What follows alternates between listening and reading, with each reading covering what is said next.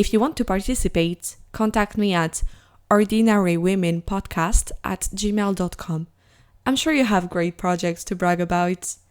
You can also follow me and message me on Instagram at Ordinary Women Podcast, on Twitter at Ordinary Women PC, or on Facebook on the page Ordinary Women. Hi everyone, welcome to a new episode of Ordinary Women. I'm welcoming Jenny today. Hi Jenny, how are you? Hi, doing good. How about you? Yeah, very well too, thank you. Really excited to have you here today. Can you start by giving us a quick introduction of yourself, please? Sure. So, my name is Jenny. My last name is actually pronounced Jimenez. I'm from Costa Rica. I currently live in Stockholm, Sweden, and I'm 36. Amazing. What a long way for you. And also probably quite different in temperature, I'm assuming.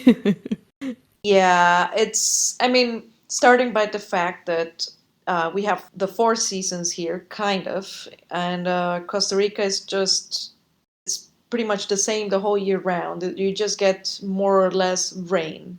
But other than that, Oh, everything else is the same most of the year. that's so interesting. And is there anything unusual about you?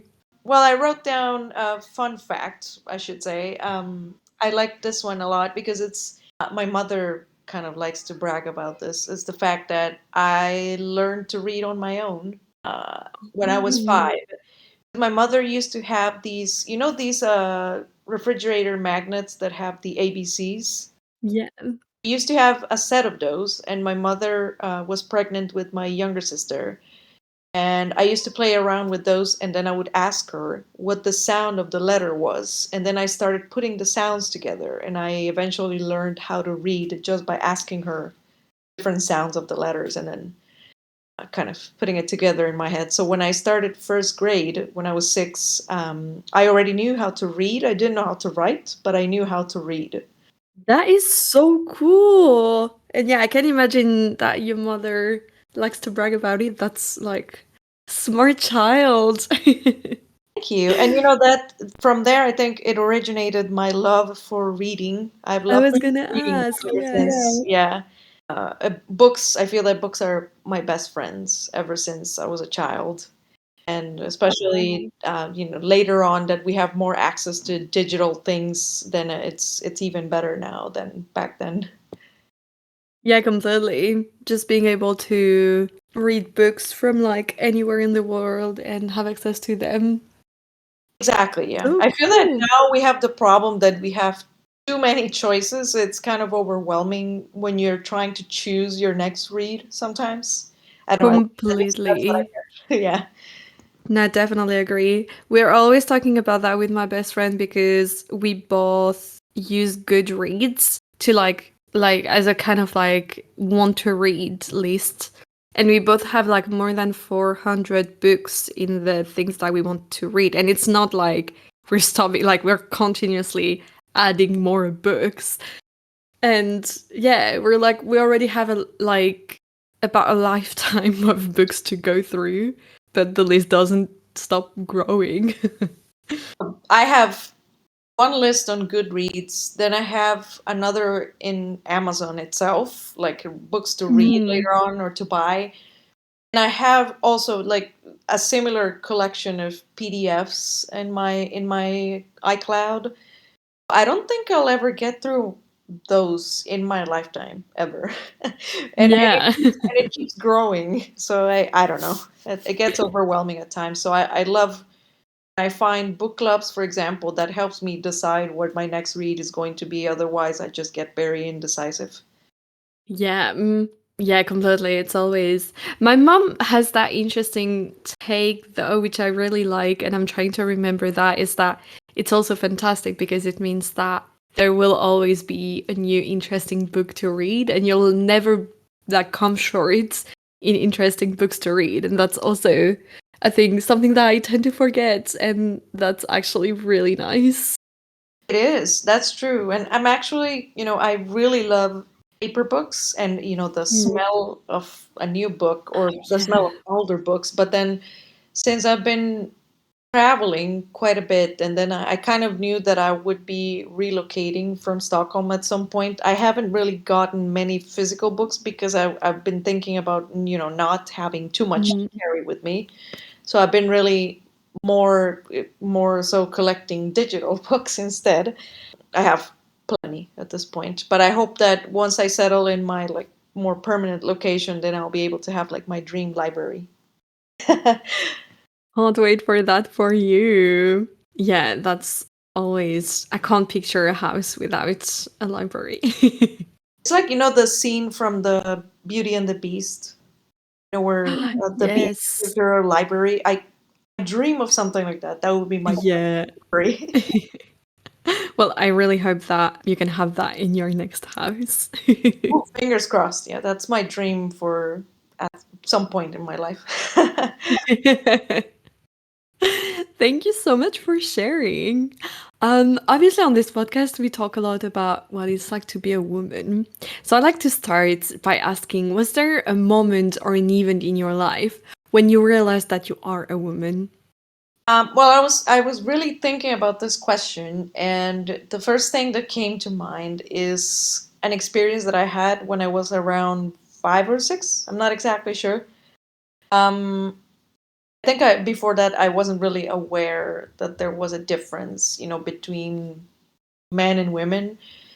Then the first thing that came to mind is one time that I was playing with. I had a cousin, a male cousin, that went to the same kindergarten with me, and we were playing the Ninja Turtles. You remember the Ninja Turtles? Yes. We were playing that game. Well, we were pretending to be the Ninja Turtles, and you know Yeah. that in the cartoon there's only one female character, or Mm. at least one that I remember. And I remember that they were like, "Oh no, you're supposed to play her. I think her name is April. You're supposed to play April because you're a woman. You cannot be a Ninja Turtle." And I was like, and Mm. I think in that moment I realized like, oh, so things are different for me because I'm a woman. Of course, I couldn't really understand the entirety of the concept, but I remember that first because I think that was the first time I realized that. Yeah, it's so interesting how much goes through children's play and how, yeah, like at an age where, because I'm sure they didn't realize it either, but you were all just like mimetized, is that a word in English?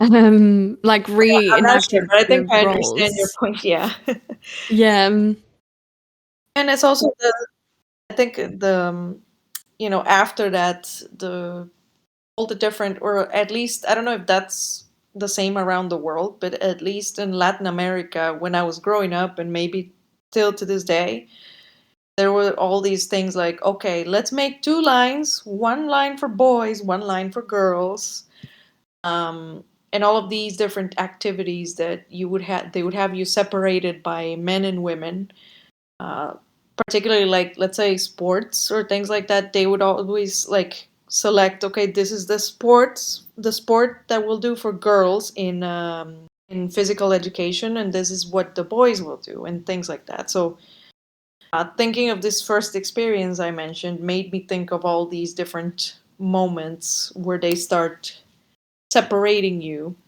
Like there were times I remember, not in my case, but like other female classmates would ask why they wouldn't have the females play football, for example. Um, those are the things that came to mind with this question, like when they start kind of separating you to be a certain way in society, I think.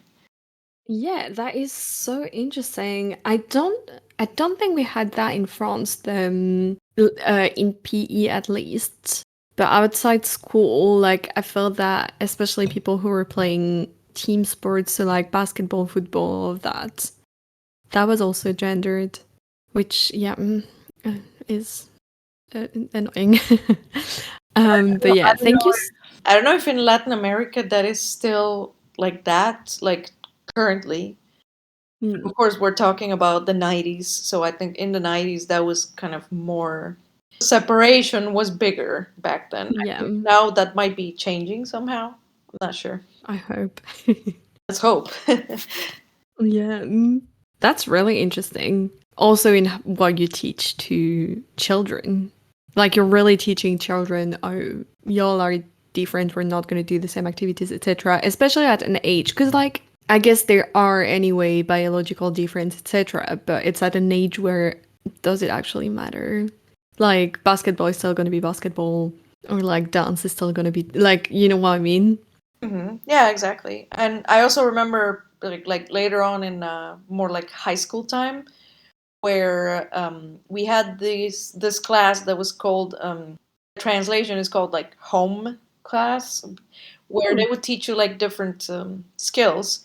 But I remember that I always thought, I always questioned why we women were taught how to cook and how to do cross stitch or how to do like flower arrangements, and then men were taught how to make candles and how to do like metal craft work. And I always thought, why can't men learn how to cook as well? Or why can't they, learn cross stitch as well? So back then also there was that division of like, okay, so women are going to cook and men are going to work on metal, for example. Wow. Yeah. Yeah, we didn't have that in France, but I mean, like at my age, I think my mom didn't either, but like my grandma did. And it's also, yeah, really, yeah, there's so much to say about that. There's a lot. Because like there are definitely really important skills, like cooking. Literally, you can't go without eating. It's like literally you will die. But yeah, men are not. They will also die if they don't eat. Yeah. That also, yeah. I mean, I'm sure that it was like that in so many, and it still is the case, but my granddad couldn't have cooked for the life of him. Like, he passed before my grandma. And I remember my mom saying that if it had been the other way around, if my grandma had passed before him, it would probably have been a problem because I'm not sure he could like cook an egg, which is really alarming for a grown-up adult. And I remember my grandpa used to be the same way. Like I only remember seeing him cook once, and it was like a very, very simple thing. And I remember it so much because it was the only time ever while he was alive that I saw him step foot in the kitchen. So I Mm. know that was the case up to probably our grandparents. But then I know that in my parents, that's not the case. But it was funny to me that I that's not what I saw at home necessarily, but then school was a different thing still. And it's, it might still be a thing these days, but I don't think it is as much anymore, thankfully. Yeah, but yeah, it also explains so much on yeah, like how they feed each other. Like school will teach girls to cook, and then they're expected to cook as women, hence they will be taught to cook. Like, yeah, that is really interesting. Thank you so much for sharing. Sure. Um, and did you grow up with any women role model? The first one that came to mind was actually my own mother, and that might be a bit cliche, but my mother, she had my oldest brother when she was pretty young. She was 15, 16, around that time. Afterwards, she always had to work, of course, to feed all her children, and then there was five of us one at some point later on. But she was able to finish high school with night school, and then she was able to finish her university degree. And I remember going to her university graduation when I was 16. I remember going to her graduation with my little camcord back then.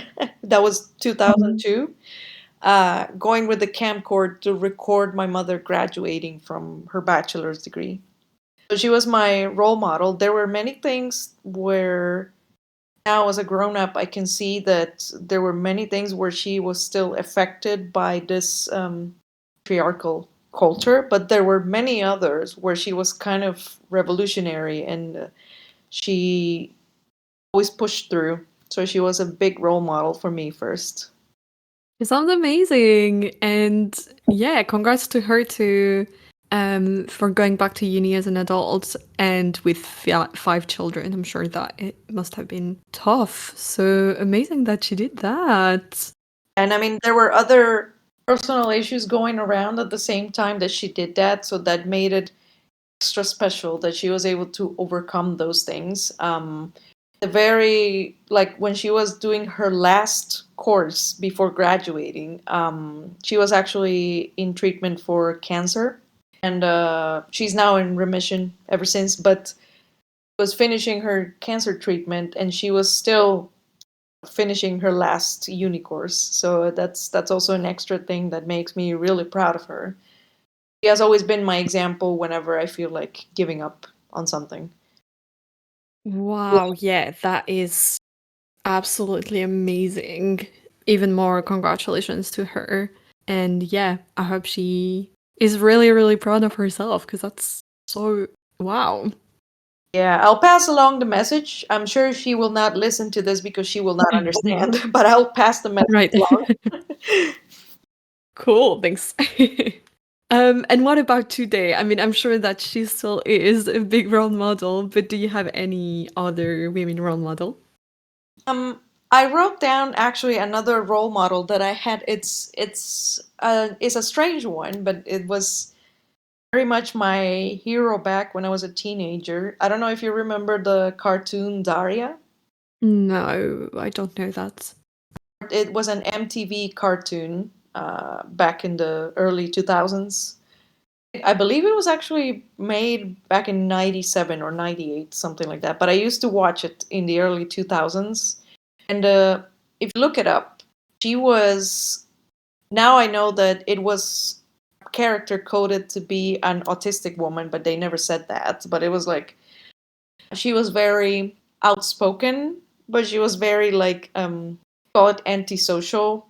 But what I liked about her, it and I really admired it, it was because the character was very direct when talking to other people, and she would always call on people's trying for to think of a nice word. Well, she would always call on people when they were saying stuff that didn't make sense, and then she would kind of school people on things and talk about silliness of having to just dedicate to one career until you died, or things about feminism, or things about how high school dynamics sometimes didn't make sense. So it was a very outspoken cartoon. I really, I really admired that cartoon, and still to this day, it's one of my favorite cartoons ever. Believe it or not, it really shaped the way I wanted to be when I grew up back then. Yeah, that makes so much sense. I'm super curious. I'll definitely check it out after. I don't think I've heard of that. Maybe. There are clips on YouTube, but I'm sure on the internet you can find like the episodes. Yeah, I'm sure I can find something. I don't know if it just didn't exist in France or I just did never seen it. But that's super cool. Love that. I'll definitely check it out. And do you think that the lack of representation of women in society had an impact on you? Um, think especially well, I you'd have to take into consideration the context that I grew up in. I know that when speaking about Latin America, it's a completely different thing compared to like saying, for instance, you growing up in France or someone else listening, say, in the States or somewhere else. It's a completely different context in the sense that we had already women doing things when I was growing up in Latin America, but they were not trade as much, I should say. It was kind of strange growing up because there it was the time when you could already see women doing things differently and standing out, but it was kind of hard to spot them, if that makes sense. But I always kind of had this sense that women could do anything we wanted to do. That was partially because of my mother's example. At the same time, it was like, okay, but who should I look up to if there's really not much that I can, find here?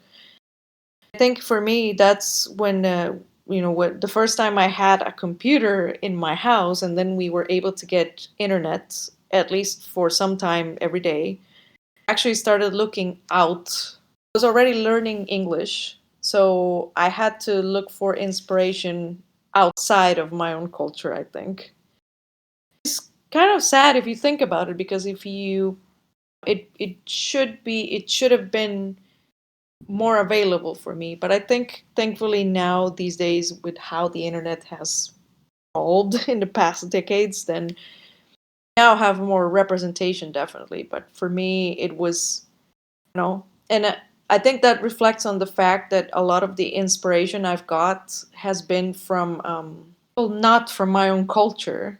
Actually, past few days I've been actually looking for more inspiration within my own culture, just so that I can fully identify with women, Latina women doing stuff in the world, I should say. Yeah, that's super interesting. I was gonna ask, how was the like identification like then? Did you feel something missing, or were you still able to identify to anyone you were looking for?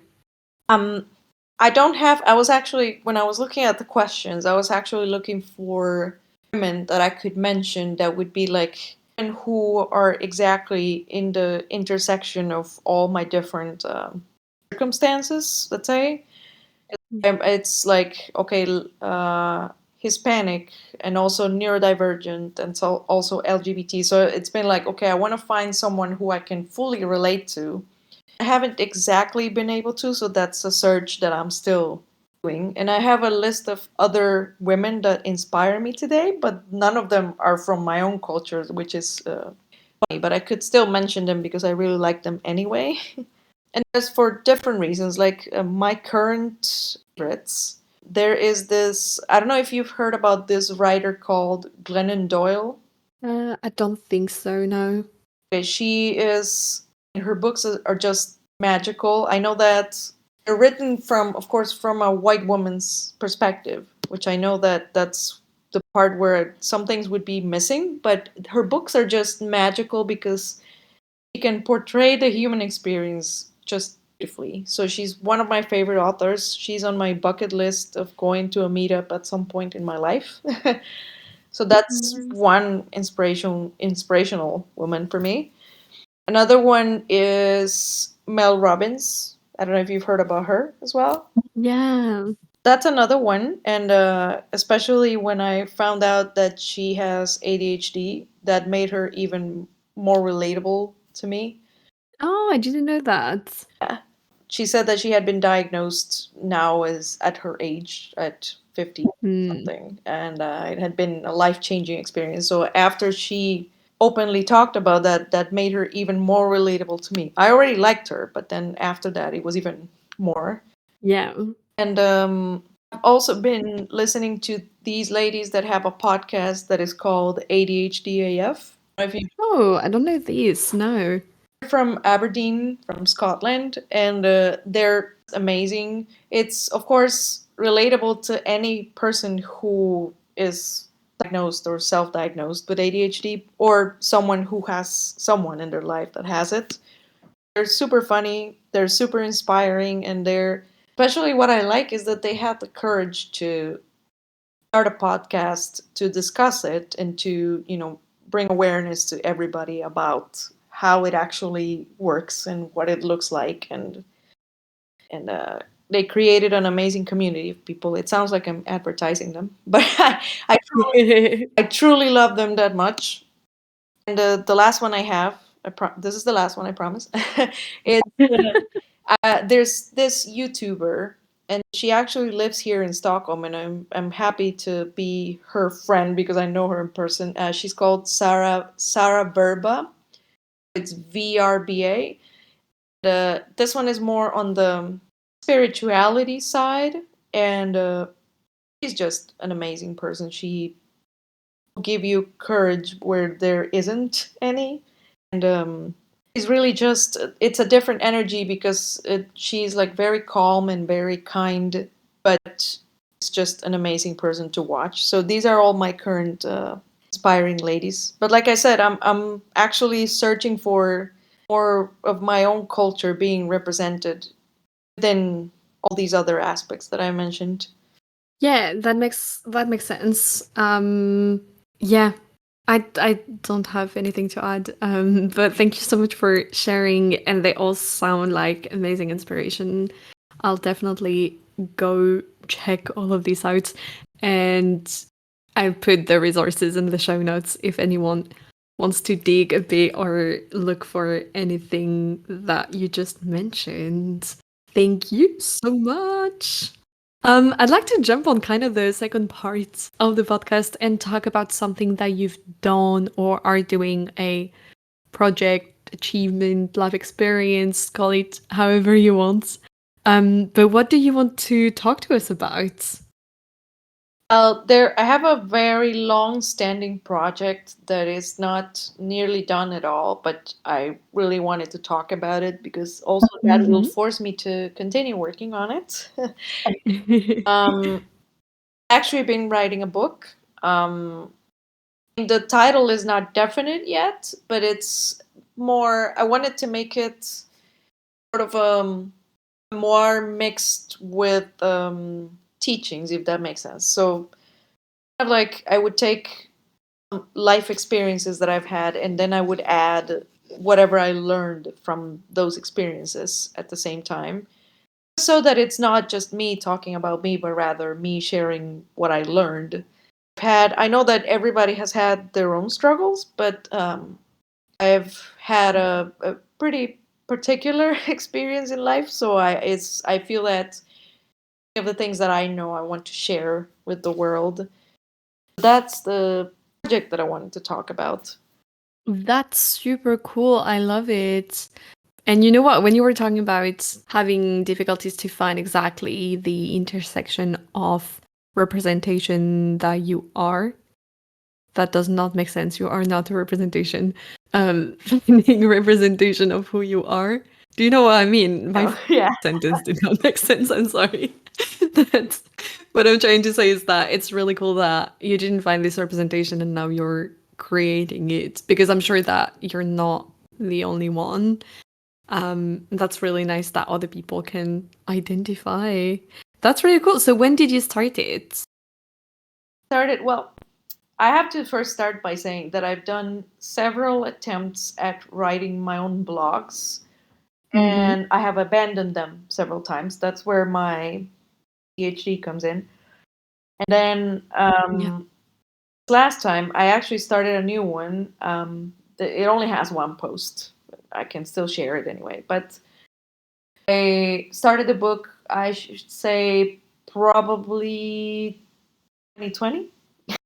As many people Yeah. started things during the pandemic, but I didn't start it because of COVID, but actually before that. It's just that during COVID, then I had a bit more time to do it, so I started. But it was my mind right long before then, I should say.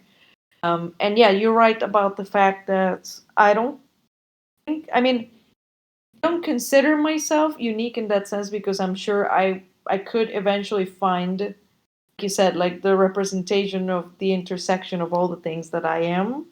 It's like you said, it's like, okay, I feel that I might have something unique to share with the world. And there are other times where I get some imposter syndrome, and it's like, there might be many people writing about the same thing. What do you want to? So there have been occasions where I've left it for a bit, and then the idea comes back to my mind and whatnot. So it's kind of halfway there at this point. I just need to get motivation to finish it. And the other thing is that my life has kept changing the past 3 years. Like, okay, I'm gonna have to start writing. If I wait until there's calm, I might never do it. So I might as well just get started with it, or I should say, continue with it because it's already started. But yeah. Yeah, for sure. It can be so hard to be like, oh, but I have to do this and this and that, and like I can't. And then, unfortunately, if you wait for life to like have nothing to happen to do this, it just never happens because life is just constantly everything happening at the same time. But I'm glad you, yeah, make time for this. That's really nice. And so why did you start it? Yes, because like I said, there are many things where I feel I could share something with the world.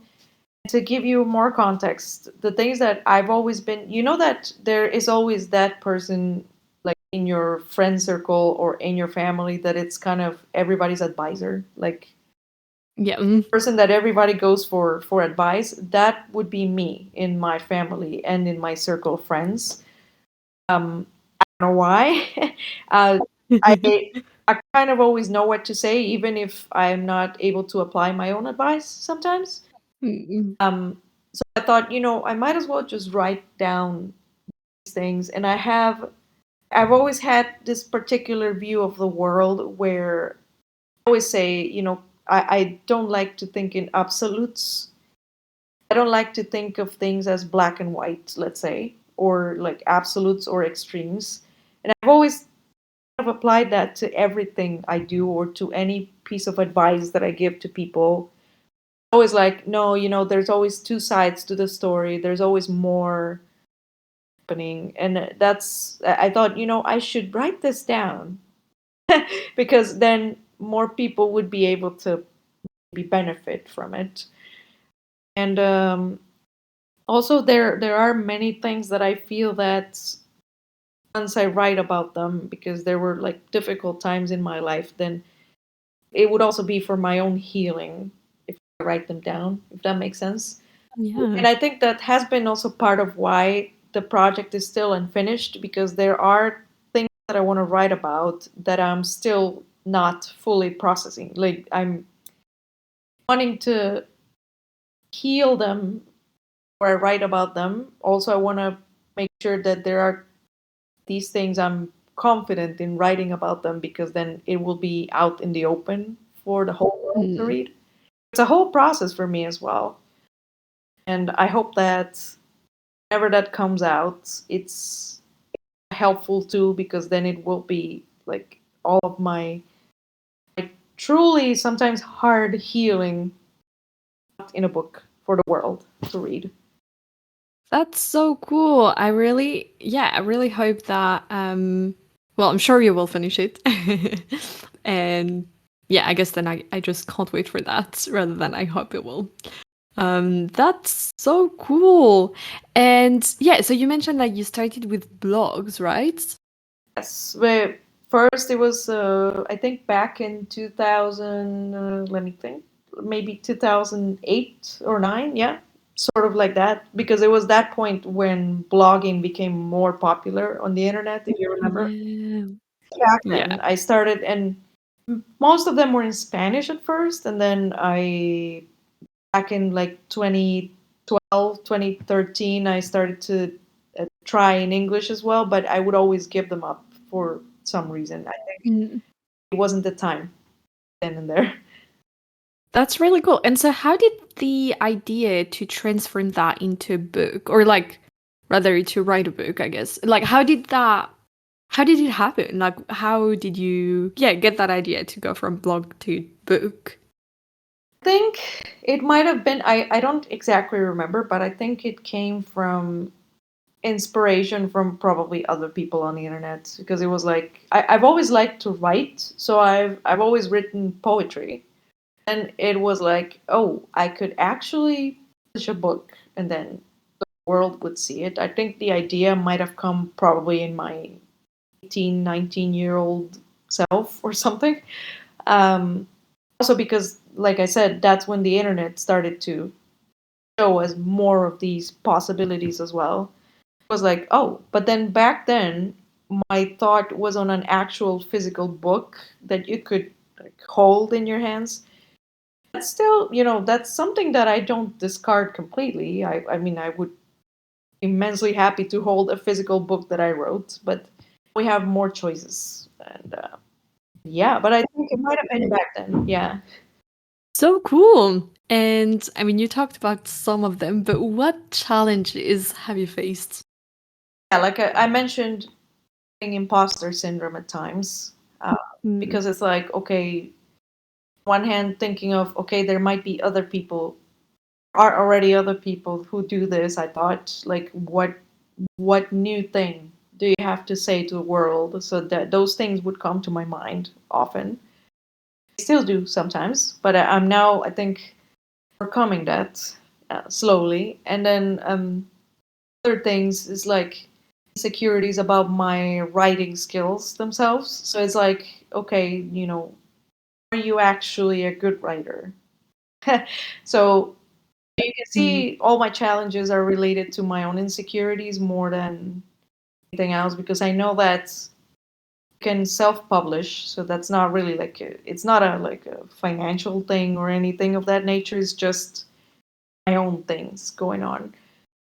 I think that I want this to also be shown in the book somehow, that product took years, and it when once it comes out, I want to make it clear that this is something that also healed me from things, kind of like a birth book, if you can call it that. Yeah, for sure. And yeah, I think it's like a quite like a lot of people feel that the only thing, I think some people argue that the main thing usually preventing one to do what they want is just our own insecurities and our brain basically getting on the way. Exactly. I think Yeah. I should say that one more thing that I've been like putting in my head is what language to do it in, because it's like, Mm.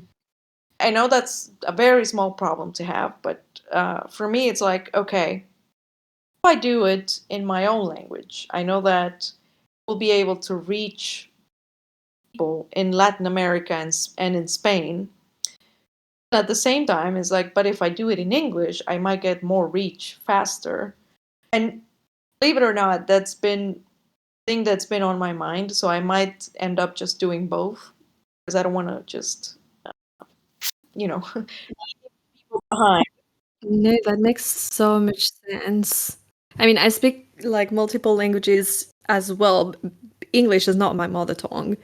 Um, so I fully relate to you in that. And it's so interesting that I don't know if there is actually research about that, but it's something that I experience for sure, and I've definitely heard also other people experience, but how much it's easier to talk about your emotions in another language because you're able to distance yourself from said emotions and intellectualize them a little bit. Yeah. Um, so yeah, I guess like it is a very like definitely a very important question in my humble opinion. Yeah, I think that there is, I forget the term right now, but there is research in that topic. I think it's called cold talking or something like that. There's a name related to cold, but what they say is that our native language is the one that is the most connected to your like primary instincts, because of course it's the first one you learned. Yeah. And they say that happens sometimes when people are at least fully proficient in two or more languages. What happens is that you're trying to avoid emotions, and you tend to go to to another language, not your mother tongue. I don't know if you've noticed that, for example, when people have had a little bit to drink, um, they will sometimes go to their second language or whatever language they're also proficient in when they're trying to kind of avoid their feelings. That's kind of the research. I hope I explained it well, but it's kind of the Yeah. research. And that's also why they say that when you're trying to do therapy, you should try to do therapy in your native language, because that's how you are able to get like deeper into your emotions. For me in particular, because I learned English since I was a kid, it's the same for me, either or, using one or the other. I can express my feelings in both of them. However, I do have therapy, and I do try to do therapy in Spanish, because I want to make sure that I'm able to get my feelings out in that case. But other circumstances, I don't mind using either or. Yeah, that's really interesting. Um I really want to go have a look at all of this now. I have to remember what the name of that is, but yeah, there is research regarding that because it's what parts of the brain are lit up in certain scenarios. You use certain Yeah, images. Yeah, I love the brain. It is so fascinating. it is. It is. I'm fascinated by anything neuroscience at this point. Same. I really, yeah.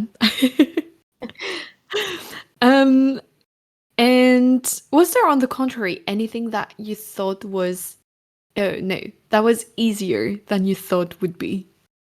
Thought I would have a hard time kind of sharing some difficult parts of my life, but then it turned out that the ones I have already written about, it wasn't as difficult as I thought. It was certainly a cathartic experience, but it wasn't difficult as I thought. I thought I wouldn't even be able to put it on paper, let's call it, quote unquote, paper. And I did. And I'm happy that it went easily because that also let me know that maybe those parts of my life I'm already over with, like I'm already healed from. That was really good. Yeah, I can't even imagine how, yeah, how much you must understand when writing about yourself. It's like a journal, but like next level. Exactly. Yeah. Um, and why are you proud of it? Like I said, it's the thing that will make me the most proud when this is done is the fact that I've been able to put myself out there because I do already try to put myself out there in several senses, but not in such an intimate way.